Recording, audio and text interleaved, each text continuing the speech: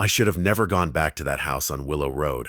Even now, years later, I can still feel the pull of it, the sick feeling in my stomach when I think about what was under that place, and the way everything changed afterward. People think horror lives in shadows and dead forests and haunted graveyards, but that isn't true. Real horror lives in ordinary places. It hides until you are close enough to hear it breathe.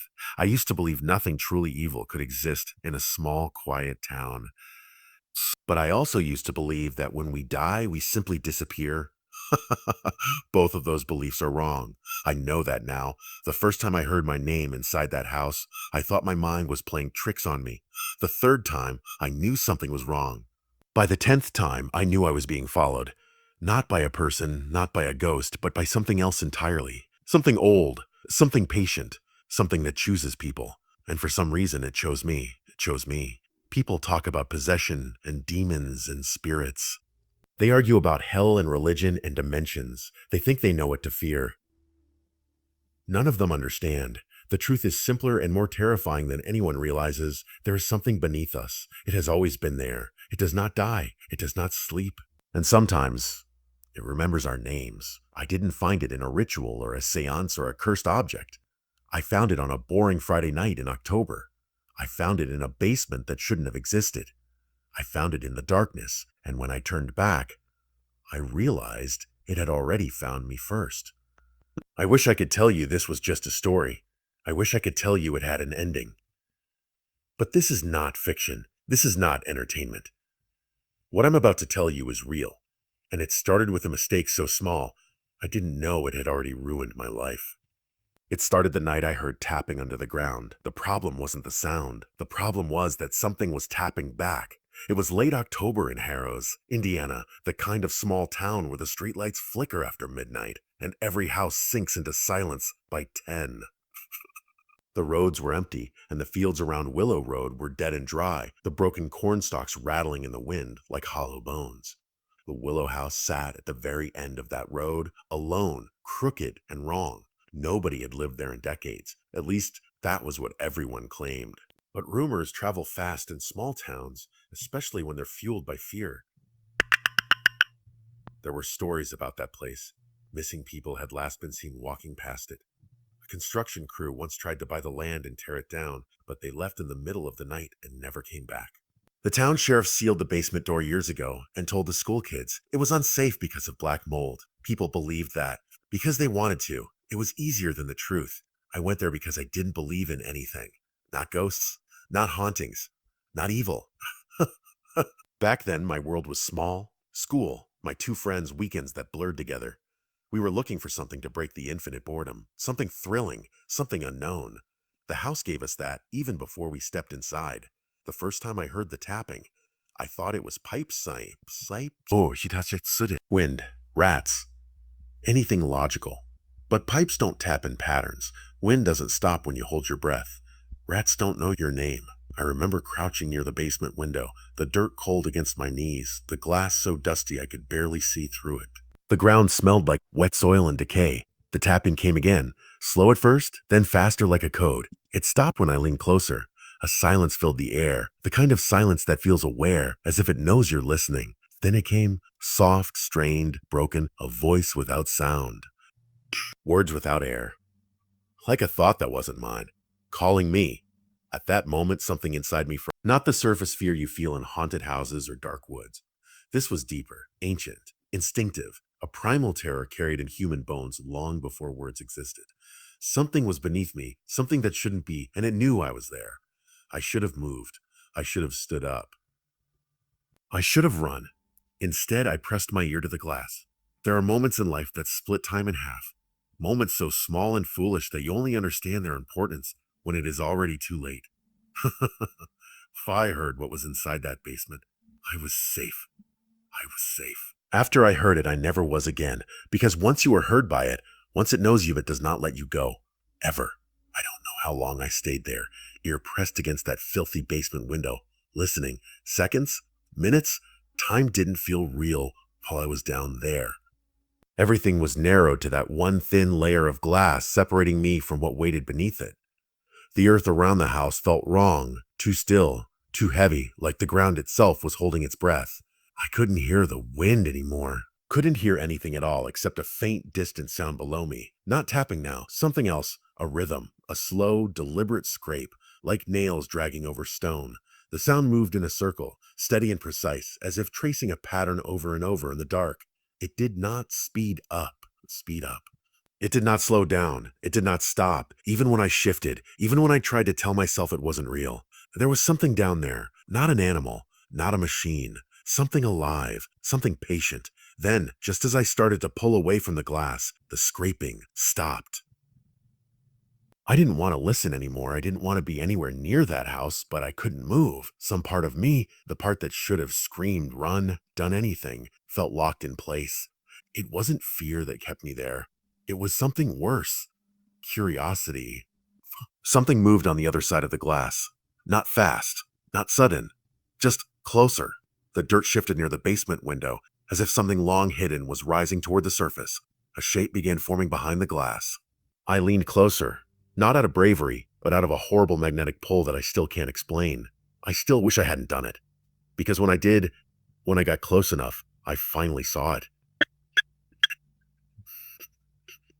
Not eyes, nothing human, just fingers from inside, slowly curling against the other side of the glass. They weren't reaching out. They weren't clawing. They were still, waiting, like they already knew I was there.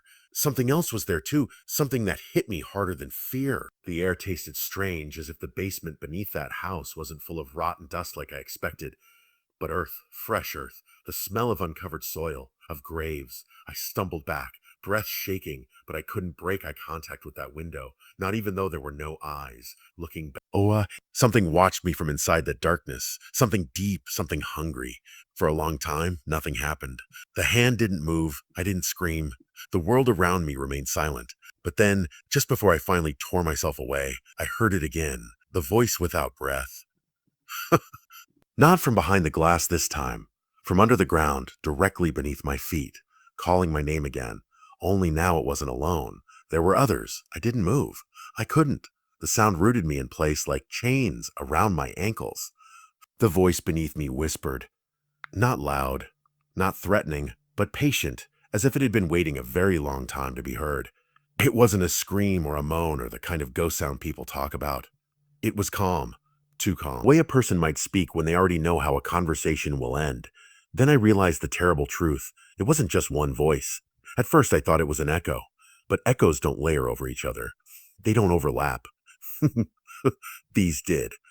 Quiet, breathless voices. Many of them spoke from beneath the ground, rising through the dirt in muffled waves.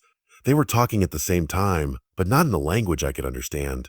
Some whispered fast as if in desperation, others slow like they had lost all sense of time. It sounded like 1,000 secrets being spoken just out of reach, and then in the middle of all of that, the voices stopped, perfectly, instantly, all at once. Silence. A heavy, unnatural silence that didn't feel empty at all. It felt full loaded with something I didn't want to understand. I didn't want to understand. And then a knock. Once. Just one hollow knock from beneath my feet, like bones tapping inside a coffin. I stepped back so fast I nearly fell onto the dead grass behind me. My breath came out like a gasp, cold and shaking, and finally, my body responded. Survival cut through the paralysis. Every instinct I had screamed at me to run. So I did. I didn't look back. I didn't think. I didn't stop. I ran away from that house until my lungs burned, and the only sound I could hear was the pounding of my own heartbeat.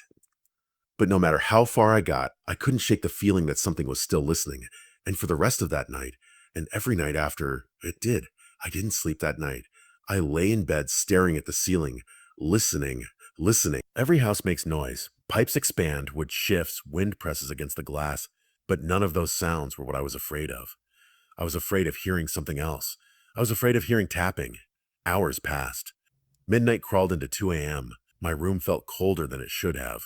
I kept telling myself it was my imagination, that what I heard at the Willow house wasn't real, that there was no voice whispering my name, that there were no fingers behind the glass, that there weren't people buried beneath that house still trying to speak.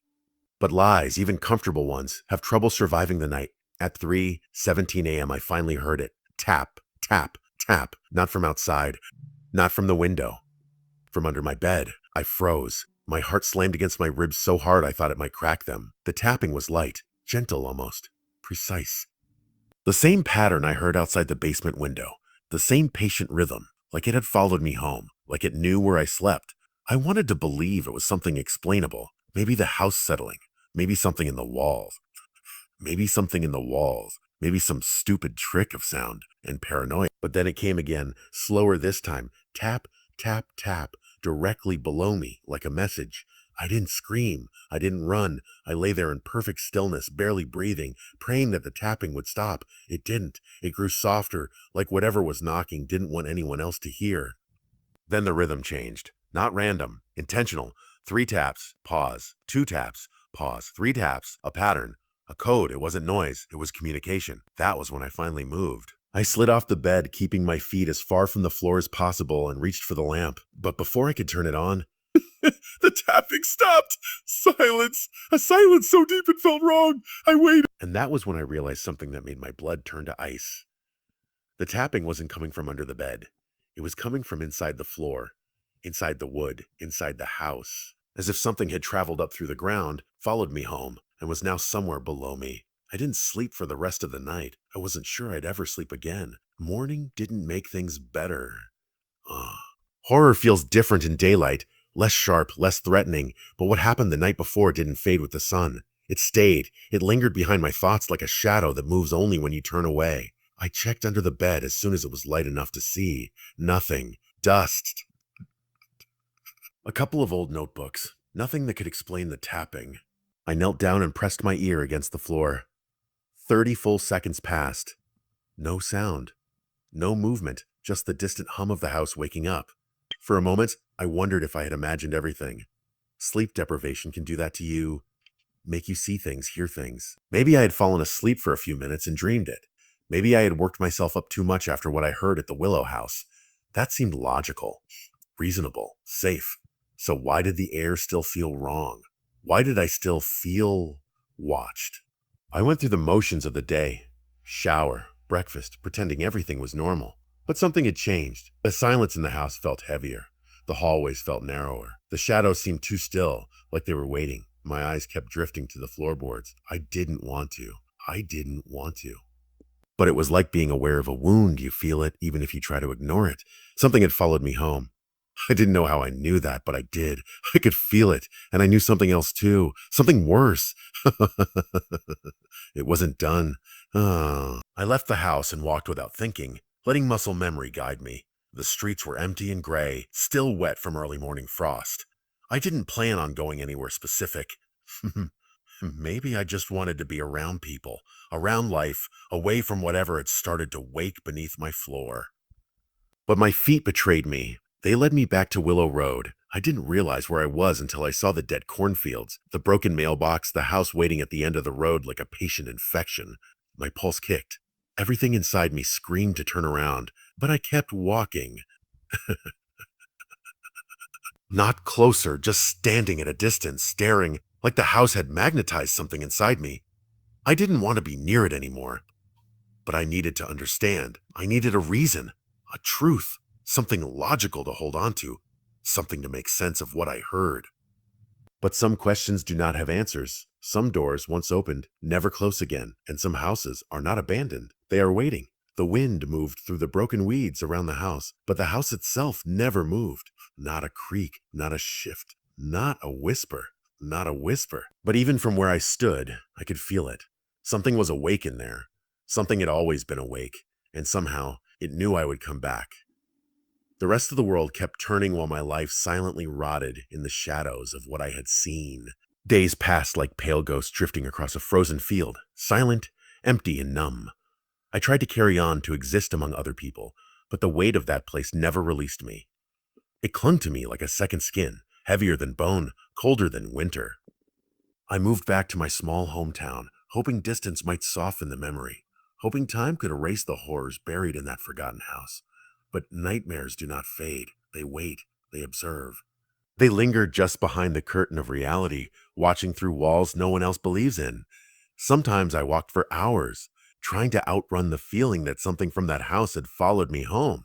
Not a physical entity, but a presence, like guilt, carved into my soul. In the daylight, I convinced myself I was free.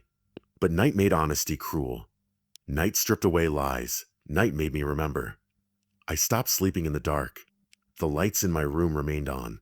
My curtains stayed shut. I told myself it was just paranoia, just the trauma talking, but deep down I knew that some things are worse than trauma. Some things mark you because they do not want to be forgotten. They brand you so you can spread the truth of their existence, even if no one listens. I kept the notebook I found in that house locked away in a drawer.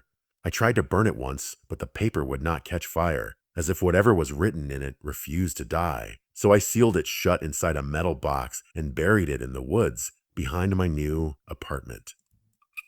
I covered the ground, walked away, and promised myself I would never return. But promises like that are fragile. They break easily, especially when something wants to be found. Weeks passed before I saw the first sign, a smear of symbols carved into my front door, shallow, but precise. But precise. I had seen them before, not in any known language, not in any ancient alphabet. They didn't belong to this world. And once again, they were a message, a warning, or maybe a claim. I washed them off and pretended it never happened. But then came the second sign. A small handful of dirt appeared on my bedroom floor one morning. Just a little pile of earth, ordinary to anyone else. But I knew what it meant. It wasn't just soil. It was the same color, same texture, same strange scent as the dirt in the basement of that cursed house. Dark, damp, and wrong. The dirt from the place where the walls seemed to breathe. The dirt from the place where something still waited underground. Something that should never have been unearthed. I didn't sleep that night. I sat awake, listening, afraid to even blink. But nothing happened. Nothing happened. Nothing moved. Nothing moved. Nothing showed itself, and that terrified me even more. Because whatever was coming for me was patient. I considered running again. A new city, a new name. Somewhere south where the winters didn't feel like graveyards, but I already knew running would do nothing. The curse was not tied to a location. It was tied to me now. It was stitched into my existence. One evening, while the sun was dying behind the hills and dragging shadows across the sky like black scars, I walked into the woods behind my building. My footsteps moved on their own. I wasn't sure why I went. I didn't want to. But something inside me knew exactly where it was going. Something inside me had already given up. I stopped at the place where I buried the box. The ground looked disturbed. The soil was freshly overturned. The box was gone. I felt my heart fracture, not from fear, but from the crushing truth that there would never be peace.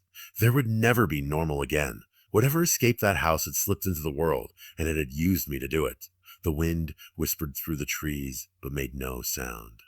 The world held its breath, waiting for me to scream, to run, to break, but I did nothing. I simply stood there under the dying sky, hollow, accepting a fate I never asked for. I didn't know if I had unleashed something evil, or awakened something that had always been here long before us. For a moment, I closed my eyes.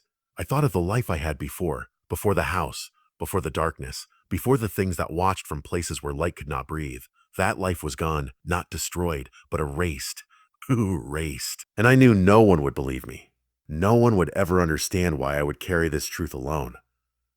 I walked out of the forest slowly, my footsteps nearly silent across the cold ground. Something in me had changed forever, like a man who discovered the ocean and drowned in it at the same time. Some secrets live beyond fear. Some truths live beyond death. And some doors, once opened, never close again, never close again. Because the thing people fear the most is not ghosts or creatures or monsters in the shadows. The thing they truly fear is the truth that follows them home.